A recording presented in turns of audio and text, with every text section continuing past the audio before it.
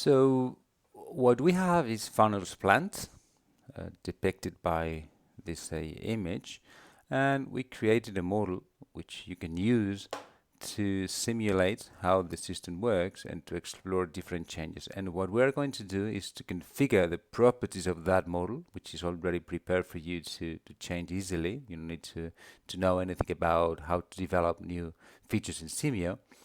We will run it using this run button here, and then we will explore results. I recommend you visit the playlist where I explain how to look at results in the Simio model. Okay, so let's go to Simio, and what we need to do first is just to run the system as is. I have Simio here. Okay, I'm going to see it fully, and there we go. So notice that all our properties here are as they should be. We don't have any bold. Remember that if we change, for example, the speed of the conveyor, we have these bold letters here indicating that there's a change with regard to the original situation, which is not the case for any other properties we have here. So we're going to just run the model for the hours, 4,100 hours, which is the 4,000 hours we're going to run for the whole year, plus the 100 for the warm-up. So we fast forward, and we see this bar advancing here, and we can go to the results after we have completed the whole simulation. Again, it never is too much to insist if I recommend you really learn how to do this analysis by running several replications, but with one we can see just some relevant things that are happening in our system. So after finishing this single simulation, single run, we have hourly production of 1.89 valves per hour. This is the total production, 7,575 valves in a whole year in these 4,000 hours, and we have not invested any money yet.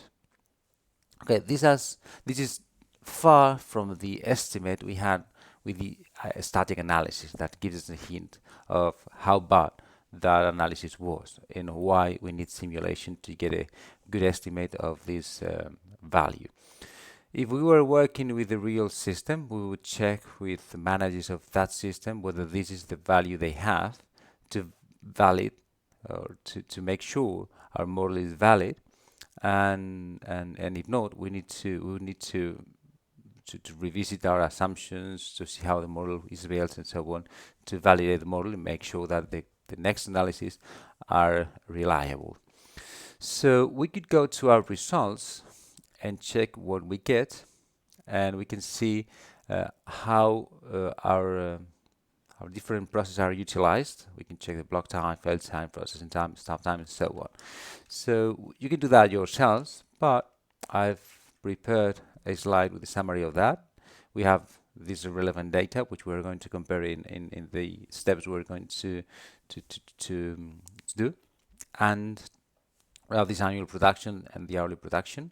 We don't have any production increase because this is a base scenario, the system as is. And with this margin per product, which is 80 euros, we have this annual margin and we have no annual investment.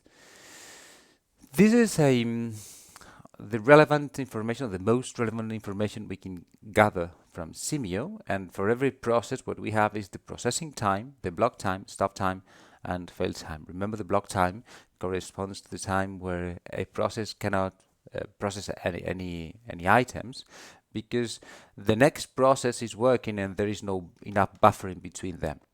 On the contrary, we can have stop time corresponding to the time where the process is available for processing, but it doesn't have any parts to produce. So we are not making use of that idle capacity.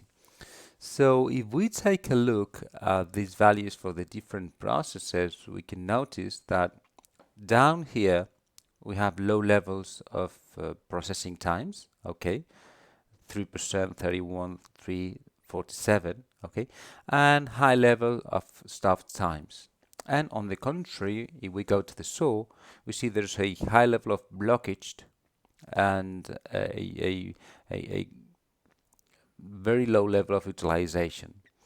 So we see like three areas: high blockage area, which is this process, which are those processes here; a low utilization set of processes, which are those down here; and we have the inspector with a high level of utilization.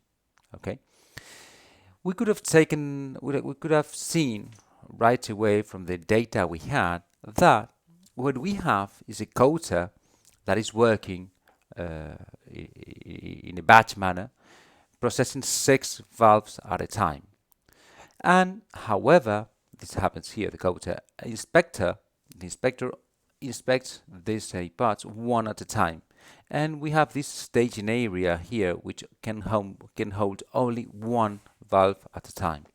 So we are underutilizing the inspector capacity, the coater capacity, sorry, because once we have finished processing 6 parts, we have to wait for the inspector to process 5, the 6 will be here, so that coater is empty again to start with a new batch.